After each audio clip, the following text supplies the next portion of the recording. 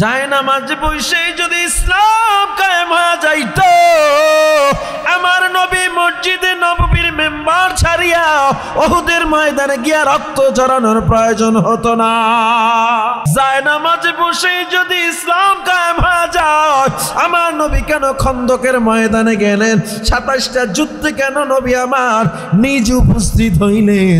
এর দ্বারা প্রমাণ হয়ে যায় যায় নামাজের কাজ যায় নামাজে করতে হয়, আর ময়দানের কাজ গিয়ে ময়দানেই করতে হয়। ঠিক কিনা জোরে বলেন? বিপ্লব মানে জীবন দেয়া বসে থাকা নয়, সে কোনো দিন আসবে না রে করো যদি ভয়। বিপ্লব মানে জীবন দেয়া বসে থাকা নয়, সে কোনো দিন আসবে না রে করো যদি ভয়। আসবে বিজয় রক্ত আর জীবনের বিনিময়। ঠিক কিনা? আসবে বিজয় রক্ত আর জীবনের বিনিময়। বিপ্লব মানে জীবন দেয়া বসে থাকা নয়, সে কোনো দিন আসবে না রে করো যদি ভয়। হে মুসলমান ইমানদার, তুমি ওই যায় নামাজের মুসল্লায় বসে দিন প্রচার করা হবে না। তাহাজ্জুদের কাজ তাহাজ্জুদে করতে হয়, দিন কায়েমের কাজ দিন কায়েমের জন্য ময়দানে নেমে করতে হয়। যেমন নামাজ হলো বাতিনি না জাহিরি ইবাদত? জোরে বলেন। জাহিরি ইবাদত, প্রকাশ্য ইবাদত নামাজ। কেউ যদি বলে আমি নামাজ বাতিনি ভাবে পড়ে ফেললাম, অনেক পীর আছে জীবনে দেখলাম না মুরিদের সামনে নামাজ পড়ে। প্রশ্ন করবেন তোমার পীর কেন নামাজ সামনে আয় না? পীর বাবা বাতিনি ভাবে নামাজ পড়ে ফেলাইতেছে। নামাজ হলো জাহির ইবাদত, সিজদা দেওয়া ফরজ, রুকু করা ফরজ, কিরাত পড়া ফরজ। বাতিনি ইবাদত নামাজ না। জিহাদ এমন একটা আল্লাহর পক্ষ থেকে হুকুম, এই জিহাদ কখনো যায় নামাজে বসে হবে না। কেউ কেউ আবার বলে শুধু জিহাদ দ্বারা দিন কায়েম হবে, না না। কেউ কেউ বলে তাবলিগ দ্বারা এই দিন কায়েম, না না। কেউ কেউ বলে পীর মুরিদি দ্বারা আত্মশুদ্ধি তাজকিয়া দ্বারা দিন কায়েম, না। কেউ যদি শুধু মনে করে তালিম দ্বারা এই দিন কায়েম হয়ে যাবে, হবে না। 4 অন্ধ ব্যক্তি হাতি দেখতে গেছে, একজনে হাতির কান ধরছে, কান ধইরা কয়, অন্ধ ব্যক্তি কয় হাতিটা তো কুলার মতো। আর একজন অন্ধ ব্যক্তি হাতির পাও ধইরা কয় হাতি খাম্বার মতো। আর একজনে হাতির সুর ধইরা কয় হাতি সুপারি গাছের মতো। আর একজনে হাতির পেট ধইরা কয় হাতি মাইটের মতো। 4 জনে ঝগড়া বাজায় দিছে, একজনে এক একটা কয়, আর একজনের মেজাজ গরম হয়। আমি বললাম হাতি খাম্বার মতো, তুই কেন কও হাতি সুরের মতো? 4 জনে মারপিট লাগায় দিছে। একজন চোখে দেখা সুদৃষ্টি সম্পন্ন ব্যক্তি কাছ থেকে যায়, কেন তোমরা মারামারি করো? অন্ধ ব্যক্তি কয় দেখেন হাতি খাম্বার মতো, ও বলতেছে মাইটের মতো। মাইটওয়ালা কয় দেখেন হাতি হলো মাইটের মতো, ও বলে খাম্বার মতো। যে কান ধরছে কয় না, ওগো একটাও ঠিক নাই, হাতি হলো কুলার মতো। তখন ওই দৃষ্টি সম্পন্ন ব্যক্তি বলে তোমরা ঝগড়া বন্ধ করো। তোমরা 4 জনে এক দৃষ্টিকোণ থেকে সঠিক, আর এক দৃষ্টিকোণ থেকে পুরাপুরি বেঠিক। কারণ তোমরা হাতির অংশ অংশ ধইরা বলতেছো এইটা সঠিক এইটা সঠিক। হ্যাঁ এটা হাতির অংশ, তবে এটাকে হাতি বলে না। তোমরা 4 জনে যে 4টা অংশ ধরছে, 4টা মিলেই হলো হাতি। কেউ তাবলিগ ধইরাই বলে এটা ইসলাম, না না এটা ইসলাম না। কেউ জিহাদ ধইরা বলে এটা ইসলাম, না না এটা ইসলাম না, এটা ইসলামের অংশ। তাবলিগ এটা ইসলামের অংশ, তাজকিয়ায়ে নফস এটা ইসলামের অংশ, জিহাদ এটা ইসলামের অংশ। তাইলে ইসলাম কোনটা বলে? এই 4টা মিলে হলো ইসলাম। ঠিক কিনা? কেউ যদি নিজের মত প্রকাশ করতে গিয়া, মতবাদ প্রতিষ্ঠা করতে গিয়া বলে হ্যাঁ আমার যেটা আমি ধরছি এটা ইসলাম, এটারে বলে উগ্রপন্থী। ঠিক কিনা যারা বলেন?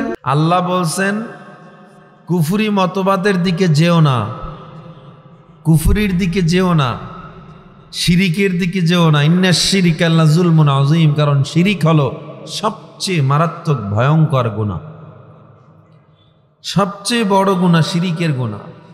আল্লাহ তাআলা সব গুনাহ ক্ষমা করবেন, মুসলিম শরীফের হাদিস, শিরিকের গুনাহ আল্লাহ ক্ষমা করবেন না। ক্ষমতা যেহেতু আল্লাহর, সৃষ্টির যেহেতু মূল আমার আল্লাহ, আইন চলবে কার? জোরে বলেন, আল্লাহর আইন চলবে। কোনো মানুষের মন গড়া আইনের উপরে মানুষ চলতে পারে না। লেনিনের আদর্শ, কার্লমার্ক্সের আদর্শ, এদের মতবাদ, গণতান্ত্রিক চিন্তাধারা নিয়ে কোনো মুসলমান জীবন যাপন করতে পারে না। কারণ গণতান্ত্রিক চিন্তাধারা হলো সার্বভৌমত্ব, সব ধরনের ক্ষমতার অধিকারী জনগণ। আর খিলাফত, ইসলামী মূল্যবোধ হলো সব ক্ষমতার উৎস একমাত্র আল্লাহ। ঠিক কিনা জোরে বলেন? এজন্য খেলাফত দেখতে পারে না গণতান্ত্রিক আমি, লেনিন, কার্লমার্ক্স, আব্রাহাম লিঙ্কনের অনুসারীরা। ঠিক কিনা জোরে বলেন? এরা খেলাফত শুনলেই গায়ে আগুন ধরে যায়। এরা কোনো ধরনের ইসলামী সরকারের কথা শুনলেই এদের মাথা গরম হয়ে যায়। কারণ তার নিজস্ব ব্যক্তিগত পাপগুলো সে করার আর স্বাধীনতা পাবে না। খেলাফত কায়েম হলে, ইসলামী শাসন ব্যবস্থা হলে সে চিন্তা করে আমি তো আর ওপেনে গান বাজনা, বেহায়াপনা, নর্তকী, পতিতালয়ের ভিতরে আর আমি মদ পান, আরাম, আড্ডা দিতে পারবো না। এই জন্য তারা এগুলোর বিরোধিতা করে। মূলত ইসলামী শাসন ব্যবস্থা পৃথিবীর ইতিহাসের সবচেয়ে সোনালী ব্যবস্থা ছিল। হিন্দুরা নিরাপদ, বৌদ্ধরা নিরাপদ, খ্রিস্টানরা নিরাপদ, মুসলমান নিরাপদ। কারণ ইসলাম কখনো বিধর্মীদেরকে আঘাত করে না, যা প্রমাণ করে দিয়েছেন খলিফাতুল মুসলিমিন ওমর ফারুক রাদিয়াল্লাহু তাআলা আনহু, যিনি ৫৬,০০০ বর্গমাইলের মতো বাংলাদেশ শাসন করেন নাই, যিনি অর্ধ পৃথিবী শাসন করে গিয়েছেন। মাথায় আটার বস্তা নিয়ে গোটা পৃথিবী যিনি শাসন করলেন, সেই ওমর রাদিয়াল্লাহু তাআলা আনহু বলেন, ফুরাত নদীর তীরে যদি একটা কুকুরও না খেয়ে থাকে, আমি ওমর কিয়ামতের ময়দানে জিজ্ঞাসিত হব। হযরত ওমর, আবু বকর, ওসমান রাদিয়াল্লাহু তাআলা আলাইহিম আজমাইন, এরা যে রাষ্ট্র ব্যবস্থা করে গেছেন, শাসন করে গেছেন, মানুষের জুলুম এরা লাঘব করেছেন। পরবর্তী সময় আরো মুসলিম শাসকরা এসেছেন, আলহামদুলিল্লাহ। ৯৫০ বছর স্পেন শাসন করেছে, ৯৫০ বছর মুসলমান শাসন করলো, অটোমান সাম্রাজ্য তুরস্ক শাসন করলো। ইতিহাস পড়ে দেখবেন মুসলমানের মতো এত সুন্দর করে মানুষের অধিকার এবং ইনসাফ কায়েম কেউ করতে পারে না। তাহলে আমাদের দরকার আছে না নাই? আরো আসতে কন, বুঝা শুই না, এরপরে আগাইয়ান সামনে। বলে ধর্ম আগে নাকি রাষ্ট্র আগে? জোরে বলেন। ভারতে ধর্মভিত্তিক রাজনীতি চলে না? বিশ্বের কতগুলো রাষ্ট্রে ধর্মভিত্তিক রাজনীতি চলে, অভাব নাই। অস্ট্রিয়ায় ধর্মভিত্তিক রাজনীতি চলে, অস্ট্রেলিয়ায় ধর্মভিত্তিক রাজনীতি আছে। ভারতের বিজেপি যারা, এরাও ধর্মভিত্তিক রাজনীতি করতেছে, হিন্দুত্ববাদী রাজনীতি করতেছে। বাংলাদেশে ধর্মভিত্তিক রাজনীতি নিয়ে খুব চুলকানি। অথচ মুসলমানের প্রথম পরিচয় আমি একজন মুসলমান। কয় ইসলামপন্থী দল। তো তুমি কোন পন্থী? আমাদেরকে কি বলে? ইসলামপন্থী। তাইলে তুমি কোন পন্থী? তুমি ইসলামপন্থী না। তুমি রাষ্ট্রীয়ভাবে ইসলাম চাও না, তুমি পারিবারিকভাবে ইসলাম চাও না, আমাদেরকে ইসলামপন্থী। তোমরা কোন পন্থী? আফসুস, মুসলমান কবে বুঝবে? এক সময় আমাদের সংবিধানে বিসমিল্লাহ ছিল না, ছিল? বিসমিল্লাহ লাগানো হলো। এই বিসমিল্লাহ লাগানোর পর সংবিধানে জিয়াউর রহমানের নেতৃত্বে বিসমিল্লাহ লাগানো হলো। এই বিসমিল্লাহ যদি কোনো ইসলামী সরকার এসে লাগাইতো, তখন হেডলাইন হইতো যে বাংলাদেশকে জঙ্গি বানানো কেবল শুরু হয়েছে। কথা বলেন। কোন হুজুররা লাগাইলে, পরবর্তীতে এরশাদ সাহেব এসে রাষ্ট্রধর্ম ইসলাম করলো। এইটা যদি কোন ওলামায়ে কেরাম ক্ষমতায় থেকে করতো, তাহলে বলতো বাংলাদেশ তালেবান হলো বলে। কথা বলেন। তখন হুজুরদের দোষ হয়ে যেত। তাহলে তারা করলে দোষ হয় না, আমরা করলে দোষ। মূলত বোঝা যায় আমাদের দাড়ি টুপি তাদের মূল সমস্যা। ঠিক কিনা জোরে বলেন। আমরা মুসলমান, আমার নামাজ, আমার রোজা, আমার রাজনীতি, আমার চলাফেরা, বেঁচে থাকা, মরে যাওয়া সব হবে একজনের জন্য, তিনি কে? আমরা রাজনীতি করব তাও কার জন্য? আমরা যদি কাউকে ভালোবাসি, মান আহাব্বা লিল্লাহ, কাউকে ভালোবাসবো তাও কার জন্য? কারো সাথে রাগ করব তাও কার জন্য? ওয়া আবগাযা লিল্লাহ। আল্লাহর নবী বলেন, কোন মানুষ যখন কাউকে ভালোবাসবে, মুমিন, তাও হবে আল্লাহর জন্য, রাগ করবে তাও হবে আল্লাহর জন্য, ওয়া আতা লিল্লাহ, দান করবে তাও হবে আল্লাহর জন্য, ওয়া মানা লিল্লাহ, ফিরাবে তাও হবে আল্লাহর জন্য। ফাকাদ ইস্তাকমালাল ঈমান, এটাই হলো প্রকৃত মুমিনের পরিচয়। এই জীবন সার্থক কখন? আমার জীবনের বিনিময়ে যখন আমি জান্নাত কিনতে পারবো। এটা আমার কথা না, আল্লাহ তাআলাই বলে দিয়েছেন, ইন্নাল্লাহা আশতারা মিনাল মুমিনিনা আনফুসাহুম ওয়া আমওয়ালাহুম বিআন্না লাহুমুল জান্নাহ ওয়া মান আহসানু কাওলাম মিম্মান দাআ ইলাল্লাহ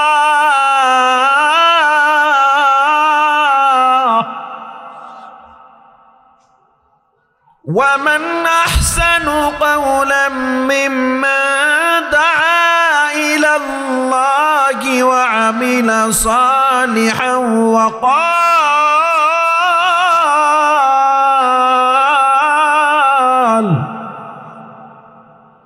ওয়া قال إنني من المسلمين।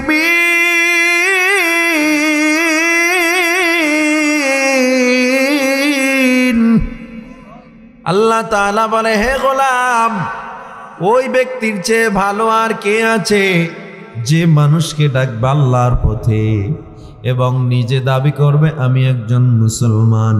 একজন মুসলমানের পরিচয় কখনো বাঙালি হতে পারে না।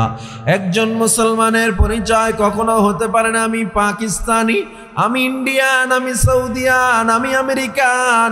এটা কোনো মানুষের পরিচয় না। একজন মানুষের পরিচয় হবে আমি এক আল্লাহর গোলাম, সব আমি আল্লাহ তাআলার আইন কানুন মেনে চলি। আমার জীবন, আমার মরণ, আমার সব হবে একজনের জন্য, তিনি আল্লাহর। আমার পরিচয় হবে একটাই, আমি মুসলমান, ঠিক কিনা? এই জন্য আল্লাহ তাআলা বলে, হে নবী আপনি জানা দেন, ইন্না সলাতি ওয়া নুসুকি ওয়া মাহইয়ায়া ওয়া মামাতি লিল্লাহ। হে নবী আপনি জানা দেন, মুমিনের নামাজ, রোজা, হজ, যাকাত, মুমিনের বেঁচে থাকা, ওয়া মামাতি, মরে যাওয়া, লিল্লাহি রাব্বিল আলামিন, সব হবে কার জন্য? মান আহাব্বানিল্লাহ, আমি কাউকে ভালোবাসবো তাও হবে আল্লাহর জন্য। আমি যদি কারো সাথে রাগ করি তাও হবে আল্লাহকে ভালোবাসার জন্য। এই দুনিয়া আমার সন্তান বেজার হয়ে যাক, এরপরও আমার সন্তান বেজার হবে, আল্লাহকে আমি বেজার করতে পারবো না। আমার মা বাবা বেজার হলে হোক, আমি আমার আল্লাহকে বেজার করতে পারবো না। একজন মুমিনের প্রতিজ্ঞা থাকবে, সংকল্প দৃঢ় থাকবে, আমার দুনিয়ার সব যদি বেজার হয়ে যায়, আমি আমার আল্লাহ, আমার মুনিব, আমার মালিককে আমি বেজার করব না। কারণ আল্লাহ তাআলা বলে, মানুষ তুমি ভরসা এবং তোমার গলার এই লাগামটারে আমার হাতে দিয়ে দিছো। হে মুসলমান, যারা আল্লাহর হাতে, যেই মুসলমান তার জীবনের লাগামটা আল্লাহর হাতে দিয়ে দেয়, আল্লাহর কুদরতি হাত অর্থাৎ শরীয়তের মধ্যে দিয়ে দেয়, ওই বান্দা সুদ খেতে আর পারে না।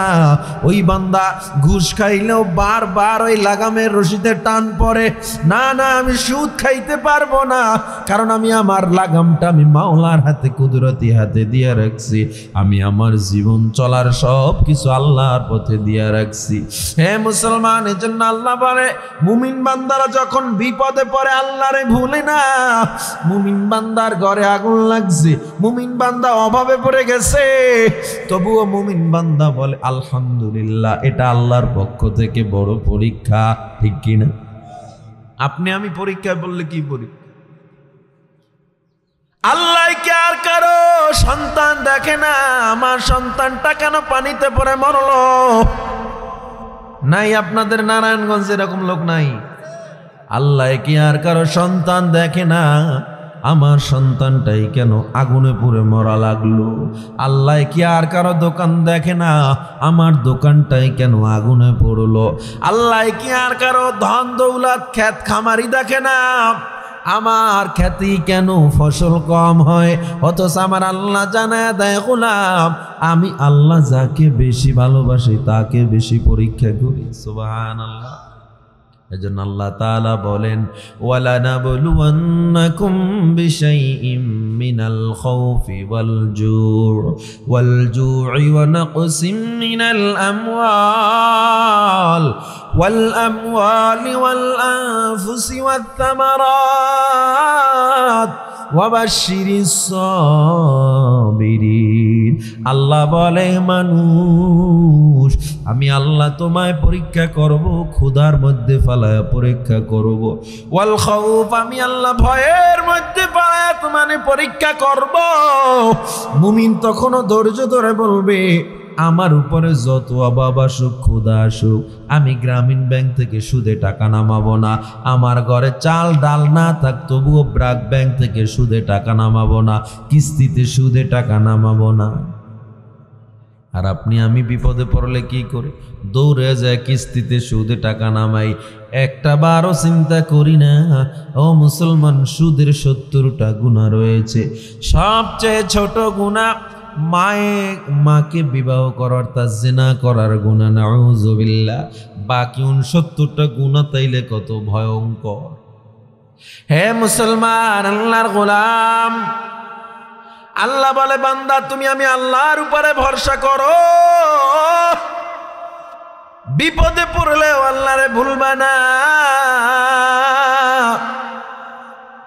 কারণ এই বিপদ আমি আল্লাহর পক্ষ থেকে একটা পরীক্ষা। ধনীরে ধন দিলাম, এটাও পরীক্ষা। গরিবেরে ধন দেই নাই, এটাও গরিবের জন্য পরীক্ষা। গরিবরা মন বেজার করিও না, চিন্তা করো আল্লাহ আমারে ধন দৌলত কেন কম দিল? অথচ আমার আল্লাহ তাআলা ওই ধনীদেরকে বেশি পরীক্ষায় ফেলবেন, কারণ ধনীরা তো আল্লাহর দরবারে বেশি জবাব দিতে হবে। সম্পদের হিসাব দাও। সম্পদ হয়েছিল পাশের বাড়ির মানুষের খবর নিছো কিনা। আর গরিব হইলে আল্লাহর দরবারে আর কোনো তোমার টেনশন থাকবে না। নামাজটা ঠিক মতো পড়বা, গুনাহ করবা না, অন্যায় করবা না। আল্লাহ নবী বলেন, জান্নাতে যাওয়া গরিবের জন্য একটু সহজ, তুলনামূলক সহজ। আল্লাহ তাআলা বলে, আমি তোমারে পরীক্ষা করব খাউফ, ভয়ের মধ্যে ফালাইয়া। কেমনে ভয়ের মধ্যে ফালাইয়া পরীক্ষা করবে? হে মুসলমান, রাইসুল মুফাসসিরিন আল্লামা ইবনে আব্বাস রাদিয়াল্লাহু তাআলা আনহু জানায়া দেয়, যুদ্ধের ময়দান থেকে ডাক আসবে। যুদ্ধের ময়দানে যাও আল্লাহর তাওহীদ রক্ষা করার জন্য, আল্লাহর দ্বীন কায়েমের জন্য, আমার নবীর ইজ্জত রক্ষার জন্য যুদ্ধের ময়দানে যাওয়া লাগবে।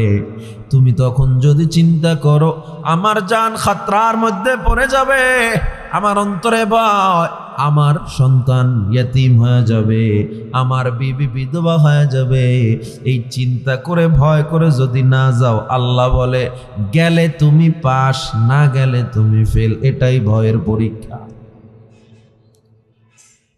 আল্লামা ইবনে মাসউদ রাদিয়াল্লাহু তাআলা আনহু বলেন, তোমার ডান পাশে একটা আগুনের কূপ, বাম পাশে তোমার জালিমরা গ্রেফতার করে বলল, এই কূপের মধ্যে, আগুনের মধ্যে পড়ো, নচেত ঈমান ছাড়ো। যারা আল্লাহর ভয়ের মধ্যেও আল্লাহরে ভুলে না, তারা বলবে আমি আগুনে পড়তে রাজি, ঈমান ছাড়তে রাজি না। অনেকে আবার বলে না, ময়দানে যাওয়ার কি দরকার, জায়নামাজ বিছাইয়া জায়নামাজে বইসে আল্লাহরে ডাকলেই তো ইসলাম কায়েম হয়ে যাবে। আছে না নাই? এরকম বলে না? জায়নামাজে বইসে যদি ইসলাম কায়েম হয়ে যাইতো, আমার নবী মসজিদে নববীর মেম্বার ছাড়িয়া উহুদের ময়দানে গিয়া রক্ত ঝরানোর প্রয়োজন হতো না। জায়নামাজে বসে যদি ইসলাম কায়েম হয়ে যায়, আমার নবী কেন খন্দকের ময়দানে গেলেন? 27টা যুদ্ধে কেন নবী আমার নিজ উপস্থিত হইলেন? এর দ্বারা প্রমাণ হয়ে যায় জায়নামাজের কাজ জায়নামাজে করতে হয়, আর ময়দানের কাজ গিয়ে ময়দানেই করতে হয়। ঠিক কিনা যারা বলেন? বিপ্লব মানে জীবন দেয়া বসে থাকা নয়, সে কোনো দিন আসবে না রে করো যদি ভয়। বিপ্লব মানে জীবন দেয়া বসে থাকা নয়, সে কোনো দিন আসবে না রে করো যদি ভয়। আসবে বিজয় রক্ত আর জীবনের বিনিময়, ঠিক কিনা? আসবে বিজয় রক্ত আর জীবনের বিনিময়। বিপ্লব মানে জীবন দেয়া বসে থাকা নয়, সে কোনো দিন আসবে না রে করো যদি ভয়। হে মুসলমান ইমানদার, তুমি ওই জায়নামাজের মুসল্লায় বসে দিন প্রচার করা হবে না। তাহাজ্জুদের কাজ তাহাজ্জুদে করতে হয়, দিন কায়েমের কাজ দিন কায়েমের জন্য ময়দানে নেমে করতে হয়। যেমন নামাজ হলো বাতিনি না জাহিরি ইবাদত?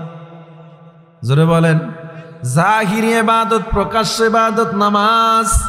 কেউ যদি বলে আমি নামাজ বাতিনি ভাবে পড়ে ফেললাম, অনেক পীর আছে জীবনে দেখলাম না মুরিদের সামনে নামাজ পড়ে। প্রশ্ন করবেন তোমার পীর কেন নামাজ সামনে আয় না? কয় পীর বাবা বাতিনি ভাবে নামাজ পড়ে ফেলাইতেছে। নামাজ হলো জাহির ইবাদত, সিজদা দেওয়া ফরজ, রুকু করা ফরজ, কিরাত পড়া ফরজ। বাতিনি ইবাদত নামাজ না। জিহাদ এমন একটা আল্লাহর পক্ষ থেকে হুকুম, এই জিহাদ কখনো জায়নামাজে বসে হবে না। কেউ কেউ আবার বলে শুধু জিহাদ দ্বারা দিন কায়েম হবে, না না। কেউ কেউ বলে তাবলীগ দ্বারা এই দিন কায়েম, না না। কেউ কেউ বলে পীর মুরিদি দ্বারা আত্মশুদ্ধি তাজকিয়া দ্বারা দিন কায়েম, না। কেউ যদি শুধু মনে করে তালিম দ্বারা এই দিন কায়েম হয়ে যাবে, হবে না। 4 অন্ধ ব্যক্তি হাতি দেখতে গেছে, একজনে হাতির কান ধরছে, কান ধইরা কয়, অন্ধ ব্যক্তি কয় হাতিটা তো কুলার মতো। আর একজন অন্ধ ব্যক্তি হাতির পাও ধইরা কয় হাতি খাম্বার মতো। আর একজনে হাতির সুর ধইরা কয় হাতি সুপারি গাছের মতো। আর একজনে হাতির পেট ধইরা কয় হাতি মাইটের মতো। 4 জনে ঝগড়া বাজায় দিছে, একজনে এক একটা কয়, আর একজনের মেজাজ গরম হয়। আমি বললাম হাতি খাম্বার মতো, তুই কেন কও হাতি সুরের মতো? 4 জনে মারপিট লাগায় দিছে। একজন চোখে দেখা সুদৃষ্টি সম্পন্ন ব্যক্তি কাছ থেকে যায়, কেন তোমরা মারামারি করো? অন্ধ ব্যক্তি কয় দেখেন হাতি খাম্বার মতো, ও বলতেছে মাইটের মতো। মাইটওয়ালা কয় দেখেন হাতি হলো মাইটের মতো, ও বলে খাম্বার মতো। যে কান ধরছে কয় না, ওগো একটাও ঠিক নাই, হাতি হলো কুলার মতো। তখন ওই দৃষ্টি সম্পন্ন ব্যক্তি বলে তোমরা ঝগড়া বন্ধ করো। তোমরা 4 জনে এক দৃষ্টিকোণ থেকে সঠিক, আর এক দৃষ্টিকোণ থেকে পুরাপুরি বেঠিক। কারণ তোমরা হাতির অংশ অংশ ধইরা বলতেছো এইটা সঠিক এইটা সঠিক। হ্যাঁ এটা হাতির অংশ, তবে এটাকে হাতি বলে না। তোমরা 4 জনে যে 4টা অংশ ধরছে, 4টা মিলেই হলো হাতি।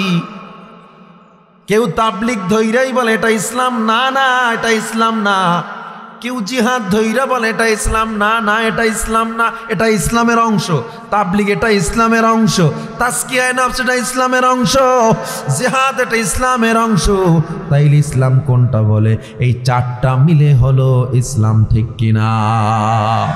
কেউ যদি নিজের মত প্রকাশ করতে গিয়া, মতবাদ প্রতিষ্ঠা করতে গিয়া বলে হ্যাঁ আমার যেটা আমি ধরছি এটা ইসলাম, এটারে বলে উগ্রপন্থী, ঠিক কিনা যারা বলেন?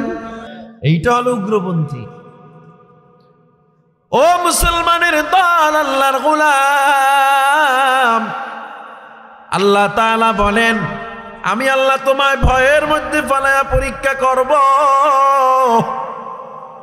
আগুনের মধ্যে দাঁড়াইয়া তুমি বলবা আমি আল্লাহর উপরে ভরসা করতেছি, কোনো টেনশন নাই। জ্বলন্ত উদাহরণ পয়গম্বর ইব্রাহিম আলাইহিস সালাম। ইব্রাহিম আলাইহিস সালামকে যখন নমরুদ আগুনের কুণ্ডুলির কাছাকাছি নিয়ে গেল, ইব্রাহিম আলাইহিস সালামের হাত পা রশি দিয়া বেঁধে ওই চরকার মধ্যে ইব্রাহিমকে বসানো হয়।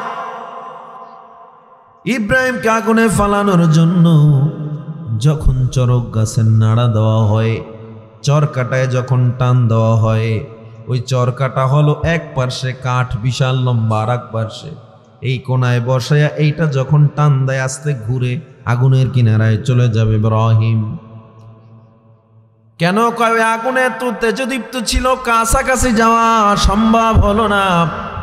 এই কারণে চরকা বানাইয়া পয়গম্বর ইব্রাহিমকে আগুনে ফালানোর জন্য তারা প্ল্যান করল।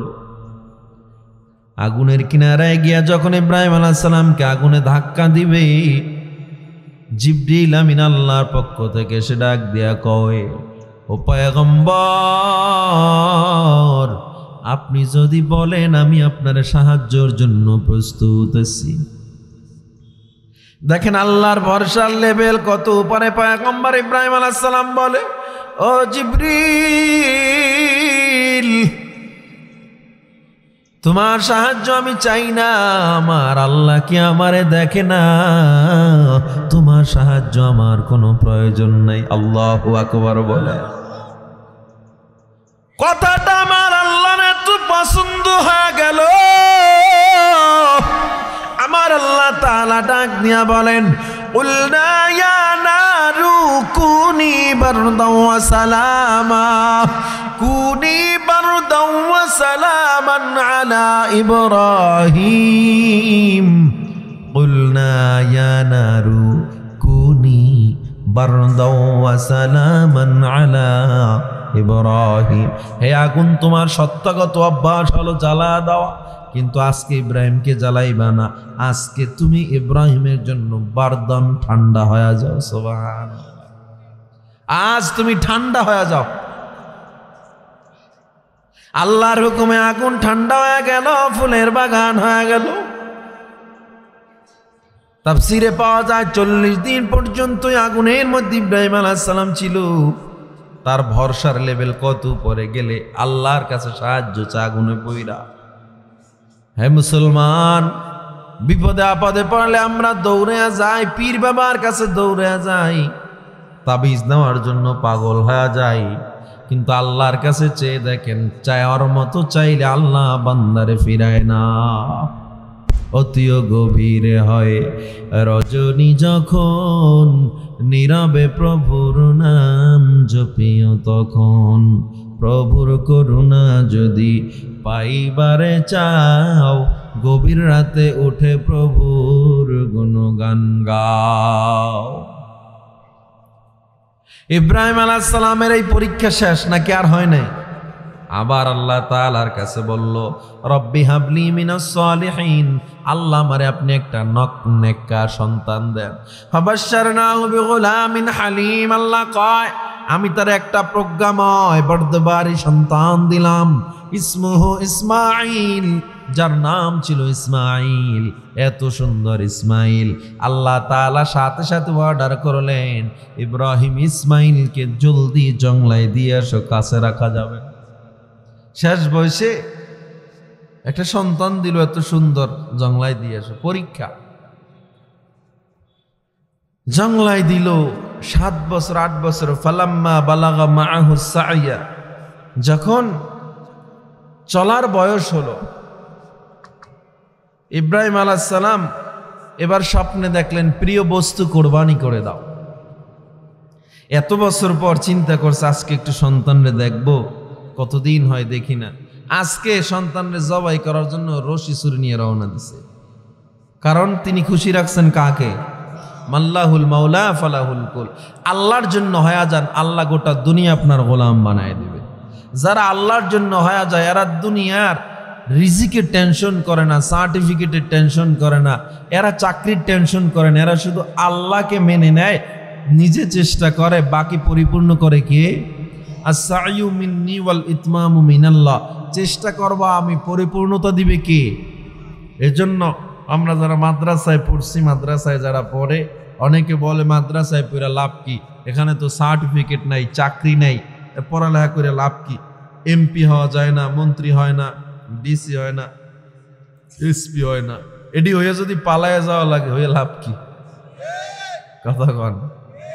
তবুও আলহামদুলিল্লাহ আমাদেরকে দেখলে তো ডিসিরাও চেয়ার ছেড়ে দেয়, এসপিরাও চেয়ার ছেড়ে দেয়। কথা বলেন। এরপরে চাকরির জন্য চাকরি পাবো না, এটা তো যাই নেই, মাদ্রাসায় ভর্তি হয়েছে, এটা বলার কি আছে? তারপরও কেন আমাকে জবাব দেন, যারা চাকরির জন্য পড়ে, গ্রাজুয়েশন কমপ্লিট করা 60 লক্ষ যুবক এই বাংলাদেশে, শিক্ষিত যুবক যারা বেকার ঘুরতেছে, তাহলে এরা ঘুরতেছে কেন? এর মধ্যে একজনও তো মাদ্রাসার ছাত্র নাই। ILO একটা শ্রীলঙ্কান সংস্থা, তারা জরিপ করেছে এশিয়ার প্রশান্ত উপসাগরীয় 28টা রাষ্ট্রের ভিতরে সবচেয়ে বেশি বেকার বাংলাদেশে, সবচেয়ে বেশি। এই বেকারত্বের কারণে তারা 700 কোটি টাকার মাদক খায় প্রতি বছর, শুধু বেকারত্বের কারণে। তাইলে আমরা তো চাকরির জন্য পড়ি নাই, তারা তো পড়ছে, তারা কেন বেকার? এর দ্বারা বোঝা যায় পড়ালেখা করো আর যা করো, রিজিকের মালিক আল্লাহর হাতে। ঠিক কিনা জোরে বলেন। তোমরা জীবনটা দিয়ে দিলা যাদের জন্য, আরে বাপরে বাপ, পত্রিকার পাতা খুললেই দেখবো যে অমুকে একটা 6 মারছে 1 কোটি টাকা পাইছে, আর বিদেশ থেকে ডিম লই আইছে, জীবনে বিশ্বকাপ তো দূরের কথা, একটা চায়ের কাপ আনতে পারে নাই। এদের পিছে কোটি কোটি টাকা ঢালা হচ্ছে, আর আমরা প্রোডাক্টিভ না, ওলামায়ে কেরাম, এদের ভবিষ্যৎ নাই। আলহামদুলিল্লাহ এ পর্যন্ত শত রাষ্ট্রকে পরাজিত করে কোরআনের পাখিরা বারবার বিশ্ব প্রতিযোগিতায় চ্যাম্পিয়ন হয়েছে। ঠিক কিনা জোরে বলেন। শুধু তাই নয়, যারা বলে কোরআন শিখে সামাজিক হওয়া যায় না, কোরআন শিখে দুনিয়া বোঝা যায় না, জেনারেল নলেজ নাই, তাদেরকে বলবো কোরআনের চেয়ে মহাগ্রন্থ এ পৃথিবীতে নাই। ঋগ্বেদ, গীতা, বাইবেল, রামায়ণ যা বলেন না কেন, 1500 বছরের মধ্যে একমাত্র নির্ভুল গ্রন্থের নাম হলো কোরআন। কেউ একটা হরকতের ভুল বের করতে পারে না। যারা বের করতে গেছে কোরআনের আয়নায়, তাদের ভুল ধরা পড়ে মুসলমান হয়ে গেছে। কথা বলেন। কসমোলজি বিদ্যা, অ্যাস্ট্রোলজি, বায়োলজি, জিওলজি, ফিজিক্সের জ্ঞান, পদার্থ বিজ্ঞান, মহাকাশ বিজ্ঞান, যা বলেন সব কোরআনে আল্লাহ 1500 বছর আগে দিয়ে রাখছে। রাজনীতি কেমনে করবেন, পরিবার কিভাবে চালনা করবেন, আপনার নিজস্ব জীবন, পারিবারিক জীবন, আন্তর্জাতিক প্রত্যেকটা জীবন, ইভেন অর্থনৈতিক জীবন পর্যন্ত কিভাবে হওয়া চাই, কোরআনের চেয়ে সুন্দর করে কোনো গ্রন্থ উপস্থাপন করতে পারে নাই। কথা বলেন। এজন্যই তো ওই সেকুলারদের খুব মাথা ব্যথা, যারা সেকুলারিজম, এদের মাথা ব্যথা। কারণ কোরআন যদি শাসনে চলে আসে, তাইলে তাদের বোতল খাওয়া বন্ধ হয়ে যাবে। ঠিক কিনা জোরে বলেন। কোরআন যদি নেতৃত্বে আসে, কোরআন সংবিধানে যদি চলে আসে, তাদের পাচার করা কোটি কোটি টাকা সুইস ব্যাংকে পাঠানো বন্ধ হয়ে যাবে, ব্রিজের টাকা টেন্ডারবাজি বন্ধ হয়ে যাবে, রাস্তার টাকা টেন্ডারবাজি বন্ধ হয়ে যাবে। কারণ কোরআন দ্বারা রাষ্ট্র চালালে তো এগুলো করার সুযোগ নেই। ঠিক কিনা জোরে বলেন। কি না এ কোরআনে বিজ্ঞান যা আবিষ্কার করছে 1400 বছর আগে কোরআন আবিষ্কার করে রাখছে। এই বিজ্ঞান আবিষ্কার করছে 100-150 বছর আগে, কোরআন আবিষ্কার করে রাখছে 1500 বছর আগে। সুবহানাল্লাহ, কত বিজ্ঞান! আমার তো আজকে আলোচ্য বিষয় কোরআন এবং সায়েন্স না, শুধু এতটুকু বলে যাই, কোরআনের মধ্যে যে গভীর জ্ঞান আল্লাহ দিয়েছে, এটা বোঝার মতো আলেম বর্তমান পৃথিবীতে নাই।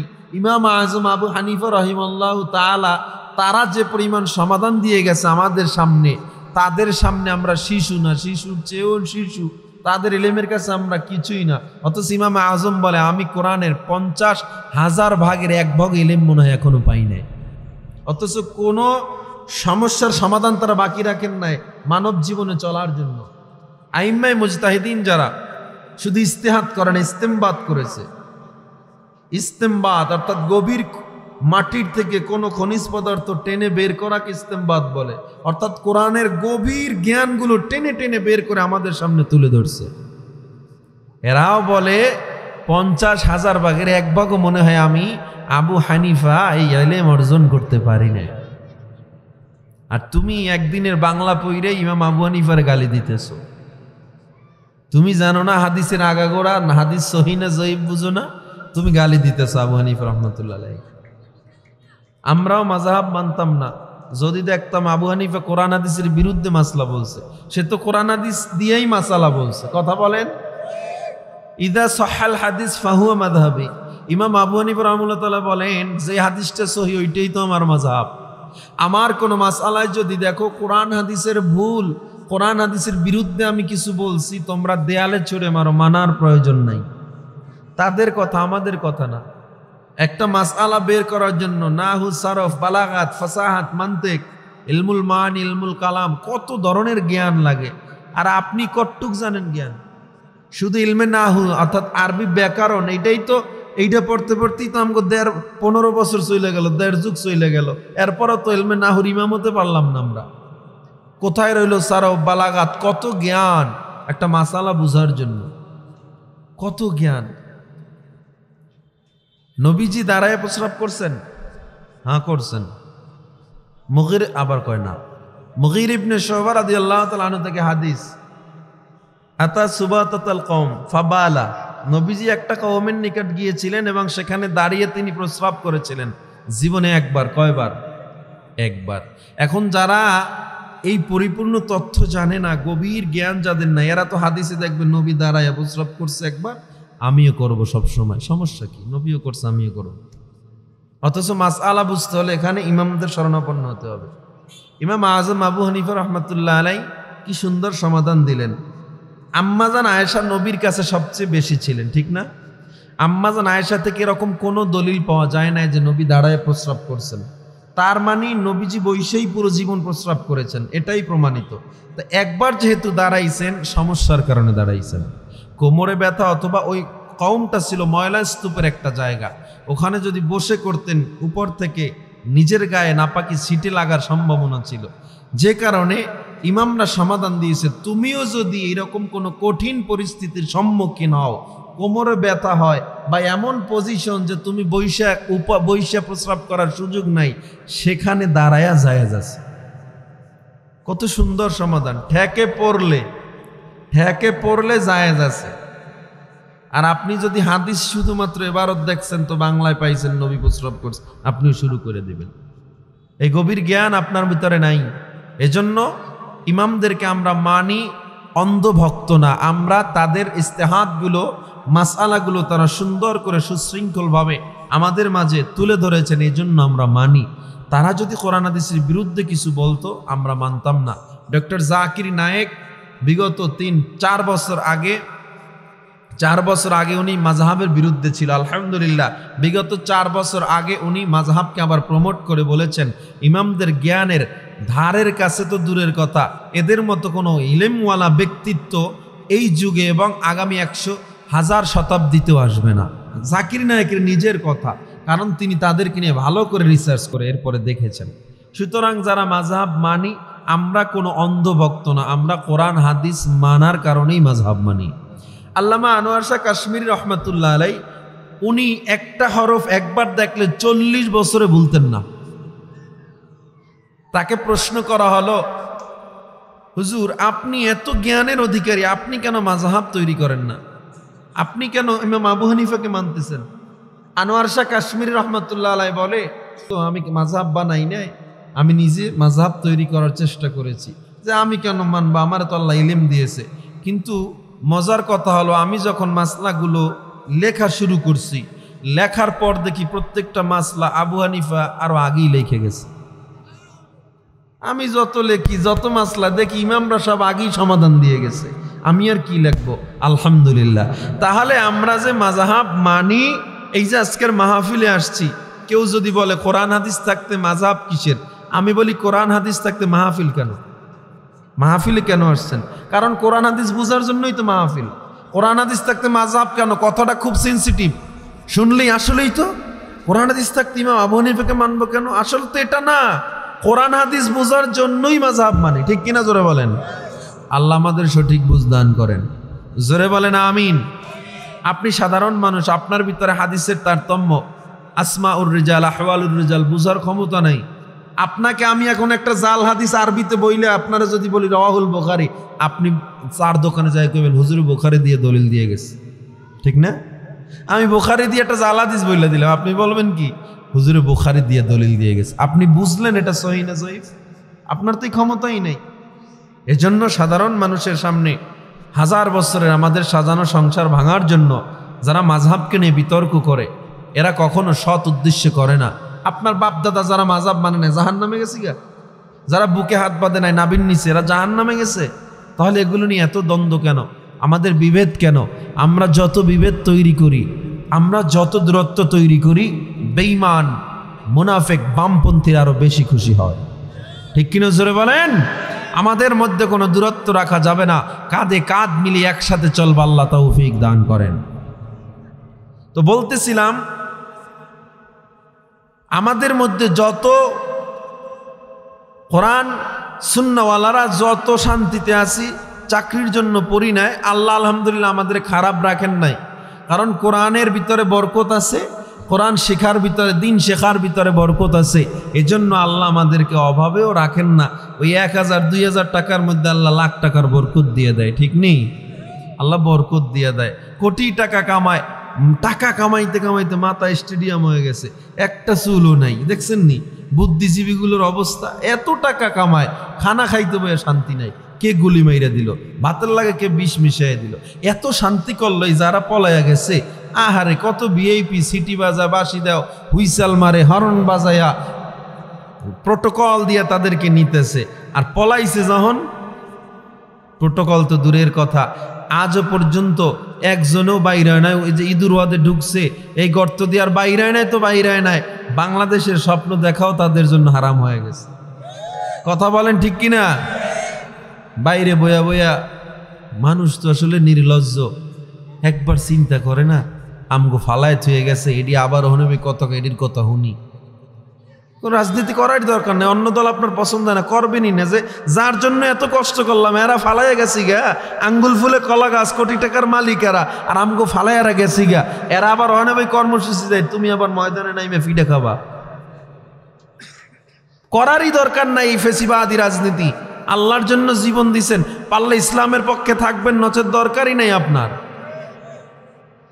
হুয়াতে নে কিনে দারি বদমকুন বরওজুদে খদসতম বেহাদমকুন। নেক কাজ কম করতে পারো, গুনাহ কইরো না। নেক কাজ কম করতে পারো, গুনাহ কইরো না। ইচ্ছা মতো নেক কাজ করো, এটার দরকার নাই, কিন্তু গুনাহটা ছাড়ো, দেখবা নেক কাজ অল্প করলেও বরকত। আল্লাহ আমাদের সহি বুঝ দান করেন। জোরে বলেন আমিন। তাহলে আমাদের ভরসা, রিজিকের মালিক কে? জোরে বলেন। ভরসা হবে কার উপরে? তাওয়াক্কুল হবে কার উপরে? এই জীবনে কিছুই চাওয়ার নেই তো আর, আমার জীবন আমার মরণ সবই তোমার, আমার জীবন আমার মরণ সবই তোমার। এই দুনিয়ায় আছি তোমার দয়াতে, তোমায় ছাড়া শান্তি পাই না কিছুতে, তুমি ছাড়া নেই হৃদয়ে কেউ তো আর, আমার জীবন আমার মরণ সবই তোমার, আমার জীবন আমার মরণ সবই তোমার। জিন্দেগিটা করতে চাই রঙে তোমার, ফিরায়ো না বলে আমি গুনাহগার, সুরে সুরে সদা যে গান গাই তোমার, আমার জীবন আমার মরণ সবই তোমার, আমার জীবন আমার মরণ সবই তোমার। আমার জীবন আমার মরণ, আমার বেঁচে থাকা আমার মরে যাওয়া, আমার সব কিছু হবে কার জন্য? ও যুবক, আল্লাহর বান্দা, এজন্য আল্লাহ বলে দেন, ইন্না সলাতি ওয়া নুসুকি ওয়া মাহইয়ায়া ওয়া মামাতি লিল্লাহ। হে মানুষ, হে মানুষ, তোমার নামাজ রোজা, তোমার কোরবানি তোমার বেঁচে থাকা মরে যাওয়া সব হবে একজনের জন্য। তুমি কাউকে ভালোবাসবা তাও হবে আল্লাহর জন্য। চাকরি হয় না তোমার অভাব, তোমার ঘরে চাউলের অভাব, তোমার ঘরে বড় সমস্যা, আল্লাহর কাছে বলো। দুনিয়ার মানুষ দিতে পারে না, দুনিয়ার মানুষ শুধু বলে নাই নাই নাই, আর আমার আল্লাহ কয় দুনিয়ার মানুষ চাইলে বেজার হয়, আমি আল্লাহর কাছে না চাইলে আমি আল্লাহ বেজার হয়ে যাই। তোমার যদি কিছু প্রয়োজন হয়, ঋণগ্রস্ত হয়ে গেছো, যায় নামাজটা বিছা দাও, যায় নামাজ বিছে আল্লাহর দরবারে চোখের পানি ছেড়ে কান্না করো, আর ডাক দিয়া বলো দয়ার আল্লাহ আমার মতো গুনাহগার কেউ নাই, নাফরমান কেউ নাই, আয় আল্লাহ জীবনের গুনাহগুলো ক্ষমা করে দাও। আল্লাহ আমি বড় অপরাধী, আল্লাহ আমি বড় গুনাহগার, ও আল্লাহ তুমি আমার অভাব দূর করে দাও। আয় আল্লাহ তুমি আমাদের সব বিপদ থেকে হেফাজত করো। আল্লাহ নবী বলে বান্দা যখন আল্লাহর কাছে চায়, ওই চোখের পানি নাকের ডগায় আসার আগে আল্লাহ দোয়া কবুল করে নেয়। ও মুসলমান, সুতরাং আমরা সর্বাবস্থায় কার কাছে চাইব? এ মুসলমান, কোন মানুষ কিছু দিতে পারে না, আল্লাহর দরবারে চাও। কত মানুষ আছে মাস চলে যায় গরুর গোশত কিনতে পারে না, এরপরও হারাম খায় না। রিক্সাওয়ালা কত কষ্ট করে রিক্সা চালায়, শ্রমিক ভাই কত কষ্ট করে, এরপরও হারাম খায় না। ওর ওই ডাল আলু ভর্তায় যে মজার বরকত, হারাম কামাই করনেওয়ালা কোটিপতির মুরগি রোস্ট কোরমা পোলাবে সেই মজা নাই, ঠিক কিনা? কোটি টাকার মালিকে দেখো অভাব হয় না দূর, গরিব ঘুমায় গাছতলাতে মনটা বাহাদুর। ফেরাউনের লাশটা দেখো মিশর জাদু ঘরে, খায় না মাছি পোকা মাকড় সবাই ঘৃণা করে। জ্ঞানী যারা বুঝে তারা শুধুই ইশারায় নির্বোধকে বুঝাইতে কে পারে কোথায়। উঁচু জমিনের পানি যেমন নিচু জমিনে যায়, তেমনি আল্লাহর রহমত আসে নম্রতার হৃদয়। ভোগ বিলাসের বাড়ি গাড়ি পরে রবে সব, থাকতে সময় স্মরণ করো আল্লাহ আমার রব, থাকতে সময় স্মরণ করো আল্লাহ আমার রব। কে আমাদের রব? জোরে বলেন সবচেয়ে বড় কে? সুতরাং গোলামি চলবে কার? বিপদে পড়লে কার কাছে চাইবো? যে যে বিপদে পড়েন আল্লাহ কয় তোরে আমি ক্ষুধা দিয়া পরীক্ষা করব, ভয়ের মধ্যে ফালায়া পরীক্ষা করব। তোর চেয়ে আরো বড় কঠিন কঠিন পরীক্ষা আমি সাহাবা একরামকে করেছি। মাস চলে গেছে, ঘরে খানা ছিল না, এত কষ্ট করে তারা জীবন যাপন করেছে। ওই নবী আমার নিজে পর্যন্ত ক্ষুধা যন্ত্রণায়, আমার নবী পেটে পাথর বেঁধে দিনের দাওয়াত দিয়েছেন, এরপরও নবীর প্রয়োজন ছিল না। আমার নবী কেন করছে জানো? আমার নবী উম্মতের শিক্ষা দেওয়ার জন্য করেছে।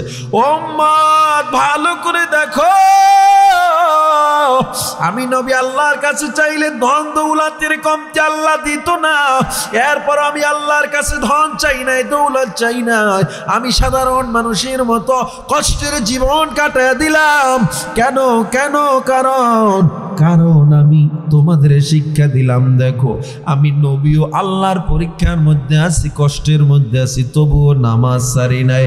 ও মুসলমান, তবুও দেখো আমি রোজা ছাড়ি নাই, হারামের পথে যাই নাই। সাহাবায়ে কেরামরাও কত কষ্ট করলো।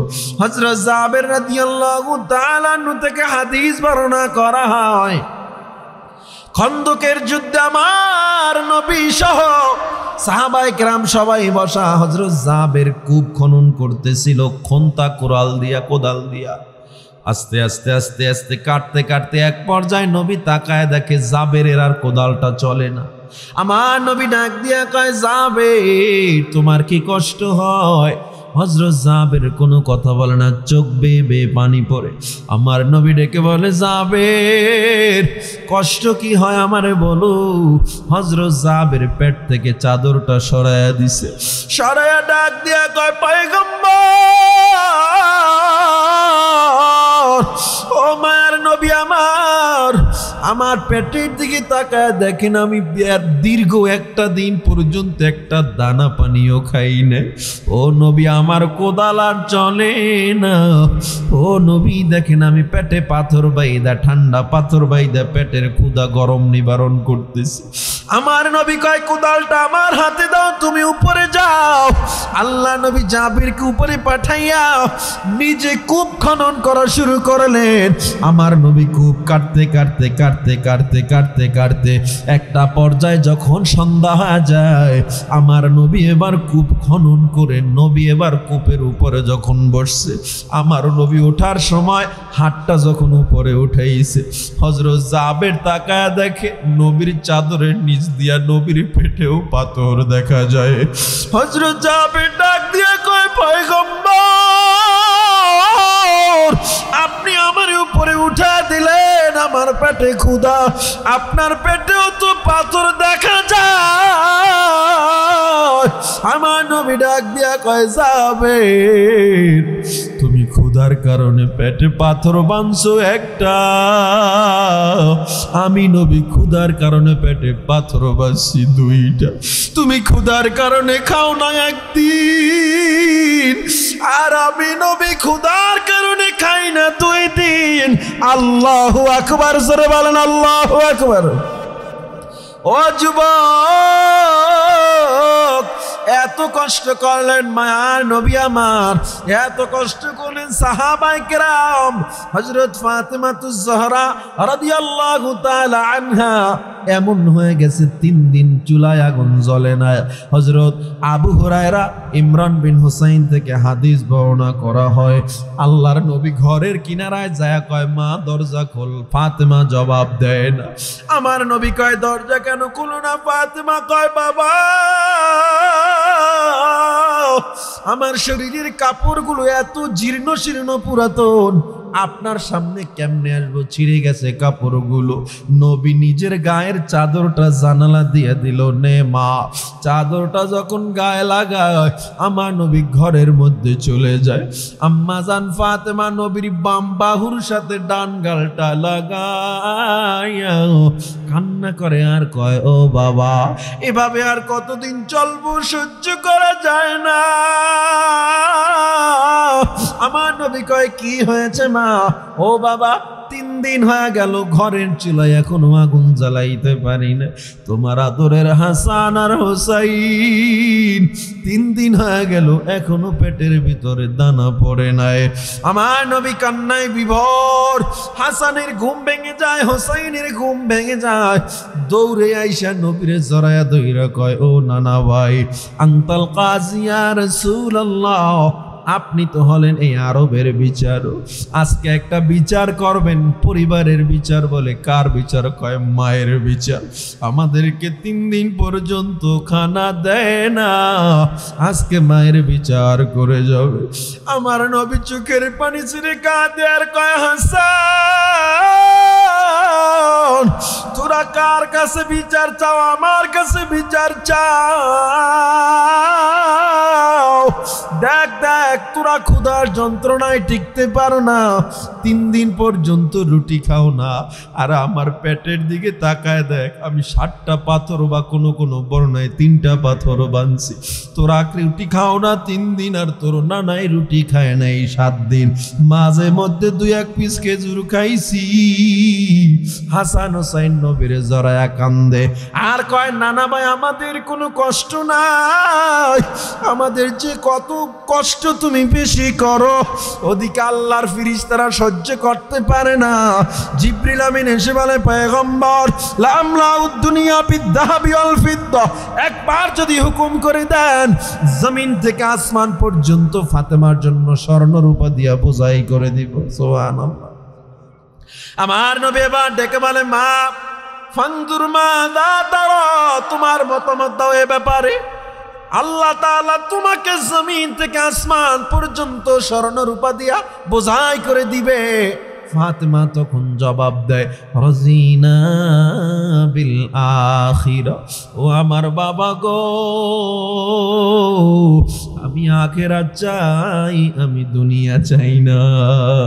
আমার আল্লাহ তাআলা এত খুশি হয়ে গেলেন, আমার আল্লাহ সাথে সাথে ঘোষণা করে দেয়, এ ফেরেশতারা সাক্ষী থাক, আমি ফাতেমাকে জান্নাতের সরদারিনী বানায়া দিলাম। ও যুবক আল্লাহর বান্দা, লামলা উদ-দুনিয়া বিদ-যাহাবি ওয়াল ফিদ্দা, এত বড় প্রপোজাল, জমিন থেকে আসমান পর্যন্ত স্বর্ণ রূপা তাও চায় না, আখিরাত চায়। এত অভাব, এত ক্ষুধা, এরপরেও তার আল্লাহর কাছে দুনিয়া চায় না।